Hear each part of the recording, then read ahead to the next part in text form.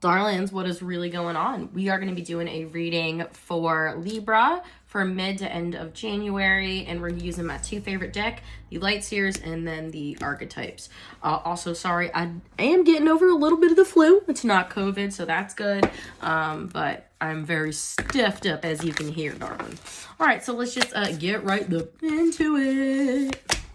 Okay, the Offering. This is like a card that is you working with the universe, offering, like, I believe, services, to the universe. Now, it is in the limbo position for me. Again, these cards are circular, so it's harder to tell, but it's on its side. And I'll read these, but I'm just going to get all of them first. The Medallion. Interesting, because these are two similar cards already, reaching for something or offering something. The Medallion, though, I feel like this is like an heirloom. I feel like I remember this card. I feel like this is more so like, let's see, the Ocean. Okay, so this is like a card, it reminds me of the Moon card, right? Psychic energy. I'm gonna take another one. But also opening your third eye. I think all of this, again, we have the Moon here. You could have water in your chart as well. I know we are doing Libra, but yeah, you're very intuitive. And you could be like realizing this gift maybe is like a lineage, and passed down from your ancestors. Okay, interesting, because this wanted to come out. It's the Animal, but it's in reverse. Oh, this is beautiful. I actually never got this card before. Interesting, because it's like what makes us animalistic and what separates us from that. We have the King at the bottom of the deck. All right, so I'm gonna get the little guidebook out there, darlings. And we're just going to get right into it. And I'll smash all those buttons if you please. I also do personal readings, and you can book one with me by emailing me at angelsanonymous333@gmail.com. Everything's down below. Okay, so the first card is the Offering. So when it is in the upright, it means generosity, donation, and volunteering. Yes, but when it's in the dark position, it's giving with expectations and keeping track. Interesting, because again, I feel like this is from the universe, and we're gonna read this, and then we'll decipher them next to each other and then get into the tarot. Okay, so unlike many of the other cards in the deck, the Offering carries a clear as day message and a call to action. As you may have guessed it is time for something to be given and given up for the sake of the bigger picture. Absolutely. If nothing comes to mind immediately, though it's likely it will, take time in meditation to consider what must be offered and who is to receive it. It's likely you'll feel an attachment and hesitancy. You'll make excuses, but I underlined this part. But recognize the link between the word sacrifice and the word sacred. One leads to the other. When we offer up something to the greater good, we lighten our load and become more able to serve. Absolutely. Also, by letting go of what's holding you back, what's no longer serving you, Imagine for a moment if you were to offer your whole self unconditionally to the world. For now, start small. Yeah, you don't have to do that right away, but just like a nudge, I feel like this is you working with the universe and you embarking on this journey. All right, hold up. Once a week, Gandhi gave up speaking for a day, offering himself to divine silence. The offering can come in all shapes and sizes. If there is a gift you've been thinking of giving someone special, now is the time. Yeah, in order to receive, you have to give, right? It is an equal give and take in all relationships, as well as the universe. And it is an ebb and a flow. All right, so we're going to go on to the Medallion. Okay. Here we go. Upholding tradition, protecting and honoring. Okay, and that's in the upright, and it is. So the passing of a sacred object is an ancient ritual within families. Yeah. Between lovers and tribes across the globe, we gift jewels, treasures, keepsakes, and mementos from all kinds. Some with great material value, others that hold emotional resonance, and still others with both. The medallion card appears when the medallion card oh my god, I can't talk, appears. Be aware of how the objects you hold dear may be embedded with unconscious energy or expectations. Yes. And that's like, okay, I'll give you an example that hits home to me. Okay, like when you work on social media and you are spiritual and you're trying to get these messages across, you want to help people, and that's really the point of it, right? And when you're getting caught in, stuck with the views, how many views, how many likes, is my channel growing? The algorithm, you're really taking away from its true meaning and kind of stripping it away from that. And I have to remind myself of that too. Listen, we're all humans. We all are spiritual beings living in a human experience, but you also want to check your energy like that. Materials hold consciousness, and it's time to reconcile the vibration of objects around you. Not just objects, but of course the people and energy we hold. What do you collect and covet and collect? Why? Is there an object you have held onto for years that you are ready to release? Perhaps it is time to reach for the medallion that aligns with your deepest values. Okay, I starred this. Imagine if you and your family, school, or social group had a crest, emblem, or amulet. What would yours be? Draw it. So it's like I think it's really like a promise to the universe. Promise. Again, I think this gift has been passed down through your lineage. I don't know if you know or are aware of that, but there could have been other people in your family that are connected and just, again, hadn't really spoken about it. Now, when this is in the dark, and it's not, it's burdensome inheritance and habituation. So keeping yourself in line so you don't get that energy. All right, now we're going to do the ocean. All right, let's see. Almost there. Okay. So in the upright is deeper than deep, big dreams and discovery. So I feel like you're really on the brink here of discovering your true talent, although you already know. I think you're like scratching the surface. The power of the ocean is unmatched. To step into its salty waters is to step into the unknown. By its sheer volume, the ocean represents the unconscious, all that it is beyond our understanding. Absolutely. So I feel like you are making a pact to work in this realm and to deeply understand yourself. We cannot live within the ocean. We cannot claim it, manage it, or own it. It rejects our every attempt to dominate nature. Yet amid its overwhelming power, it calls to us, inspires us, and invigorates our life on land. It dissolves the little us into the big us. When the energy of the ocean is present, there is change stirring that is beyond any change you've known before. Absolutely. This is like a big stir up. The ego must dissolve. Yes. The saline swells work on your every cells, your fibers, your deepest underlying beliefs. Like Aphrodite, we rise from the ocean's froth, a new beginning. Life is change. Let the wave crash. Yeah, the only constant in life is change. And I think it's like the constant renewal, the coming in of the tides, constantly renewing yourself, making yourself better, committing yourself to this experience.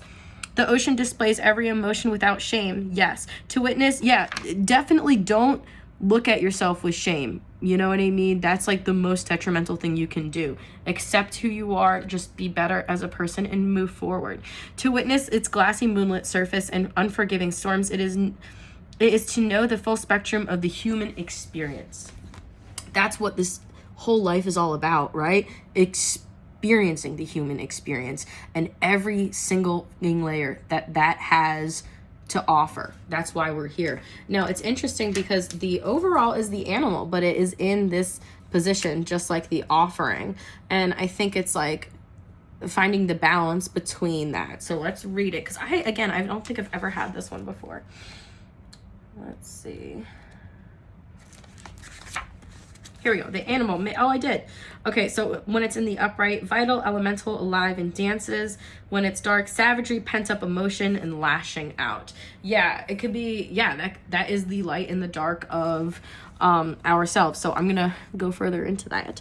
We are mammals. The hair on our chest and between our legs reminds us so. We try hard to deny our unrefined animalistic nature, yet through this archetype we tap into power and direction. Activating the animal within means reawakening our relationship to nature in the most broad and embodied sense. Drinking from waterfalls, roaring at the moon, opening eyes underwater, eating berries from the vine. The life force of our planet begs us to set down the devices, the constraints, and the social constructs and remember the warm blood that pulses through our veins. The animal longs for breath, food, procreation, and physicality. It wants soil under our nails and starlight on our skin.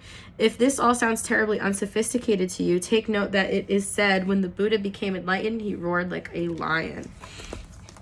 Yeah, this is accepting the vessel you are in and being thankful for this experience, again, because you are a spiritual being in a human body, and you have to appreciate that for what it is and not shame yourself for that. Notice your resistance to the animal within. Where does it come from? What has kept you from doing? Wild one. Oh, I like that.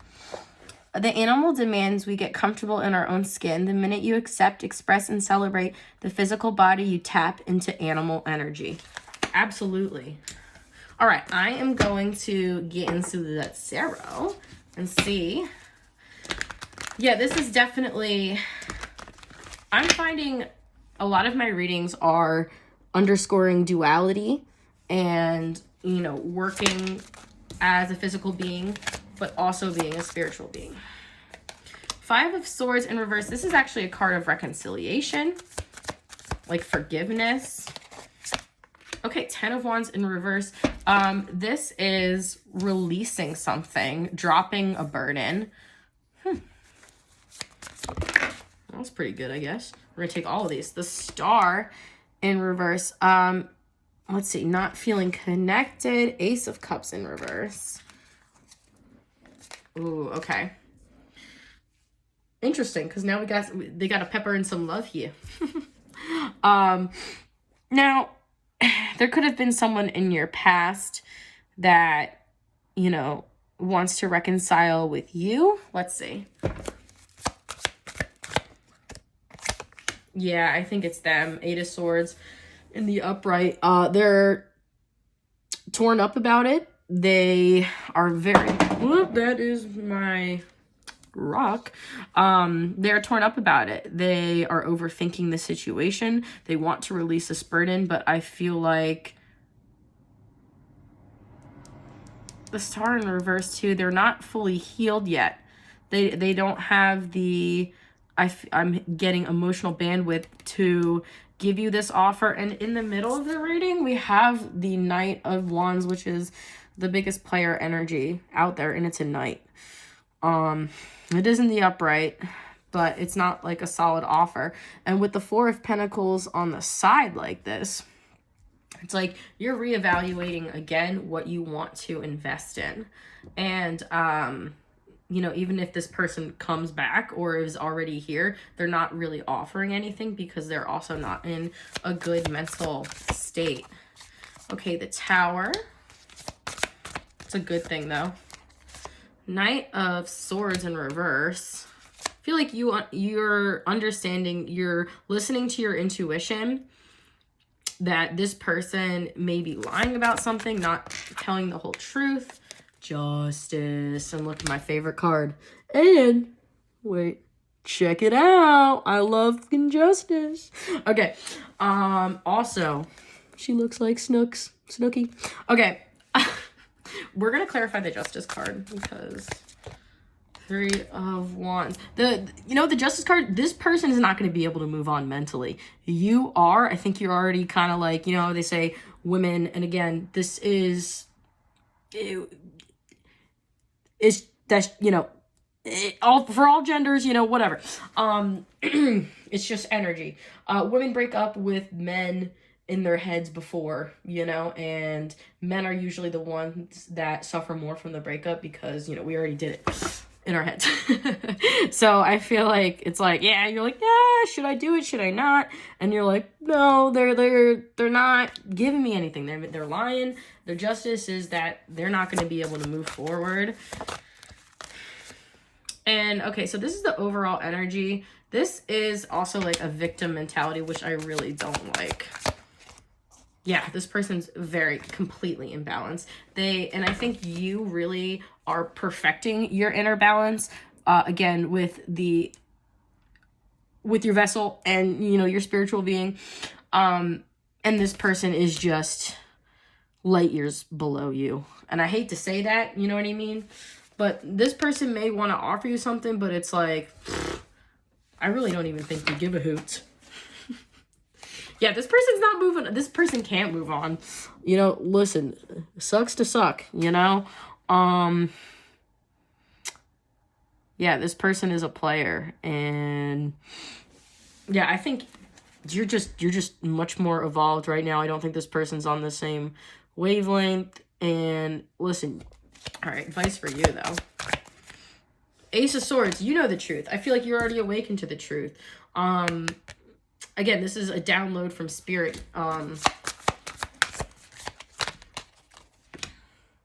Yeah, you know they want to like reconcile and, you know, want a reconciliation.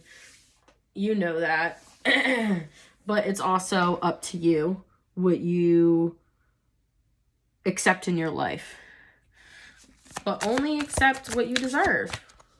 But yeah, again, another 10 in reverse. This person does want to... there's a lot of cards of reconciliation. They could be watching on social media, Page of Swords. You know, just looking up how you doing, you know. But I think you're very much unbothered, which is very much baddie behavior, and I love it. Anywho, I hope this helped, my loves. And if you made it this far, hit all those buttons for your girl. And I will see you on the flippity flip.